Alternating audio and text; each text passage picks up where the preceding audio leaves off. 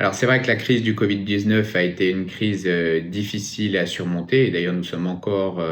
en plein dans la gestion de cette crise. Pour autant, ce que cette crise a démontré dans sa première phase, c'est à la fois l'extrême réactivité des professionnels de santé dans la prise en charge et dans l'adaptation des organisations pour répondre aux besoins des patients, et également une vraie solidarité entre les différents acteurs du monde hospitalier, ambulatoire, médico-social, entre les publics et les privés. Tout ça s'est fait avec une rapidité extrême, avec un volume de patients à prendre en charge extrêmement important, avec une incertitude très grande sur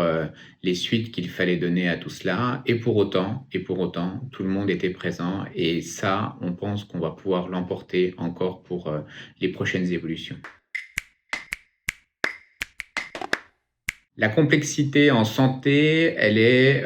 probablement d'abord et avant tout ressentie par les professionnels de santé eux-mêmes qui prennent en charge les patients. Quand on a à faire face à des patients polypathologiques, avec des difficultés sociales, avec une vraie complexité, à faire en sorte que de multiples intervenants, par exemple, viennent au chevet du patient à domicile,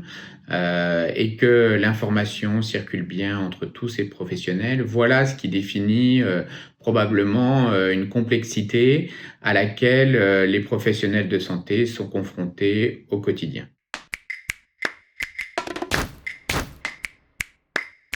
Ce qui met probablement le plus en difficulté les professionnels de santé dans la prise en charge des patients,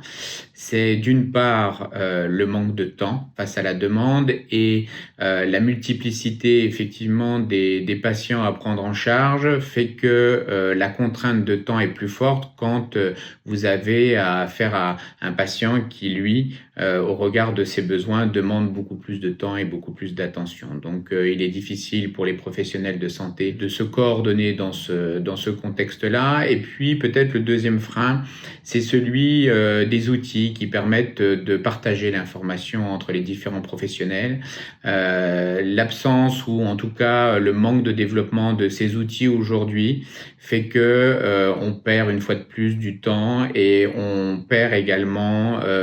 les moyens de prendre en charge ces patients complexes dans toutes ces dimensions au moment où il le faut et des fois sur des durées qui sont assez longues.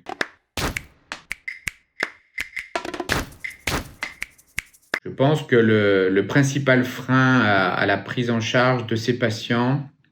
c'est la capacité de tous les acteurs à bien cerner collectivement les besoins de ces patients. Les besoins de ces patients sont, comme on dit, multidimensionnels. Il y a le soin, il y a aussi, je l'indiquais, les aspects sociaux ou médico-sociaux. Et comme dans certaines pathologies où les patients se réunissent en réunion pluridisciplinaire pour faire un point de situation global, les patients complexes, notamment en ville, pour leur prise en charge à domicile, demandent une coordination d'acteurs qu'il est difficile de réaliser et donc qui empêche cet état des lieux global et donc après la mise en place de plans personnalisés de prise en charge qui permettent d'appréhender correctement cette complexité. Un dispositif d'appui à la coordination, comme son nom l'indique, il appuie des professionnels, d'abord et avant tout, dans leur tâche justement de coordination pour assurer la prise en charge des patients complexes. Quand on a plusieurs dimensions à prendre en compte, il faut qu'on soit plusieurs acteurs et le dispositif d'appui à la coordination, il doit favoriser l'échange entre ces différents acteurs.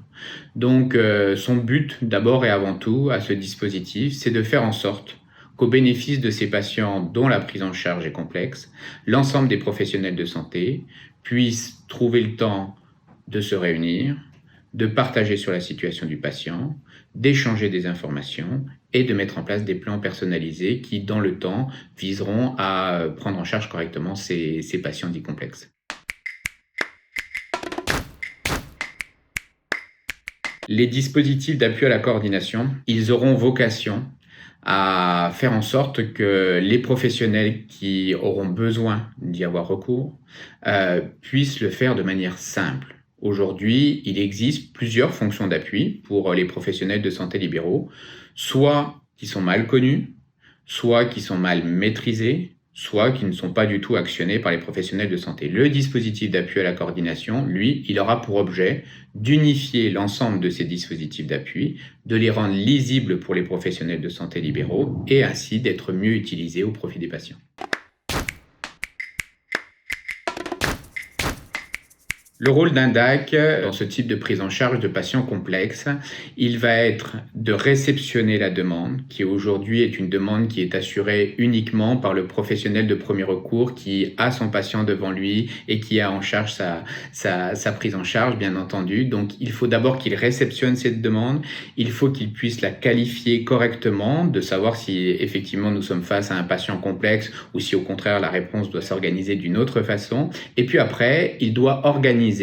au mieux la coordination de la prise en charge, faire en sorte que les professionnels de santé puissent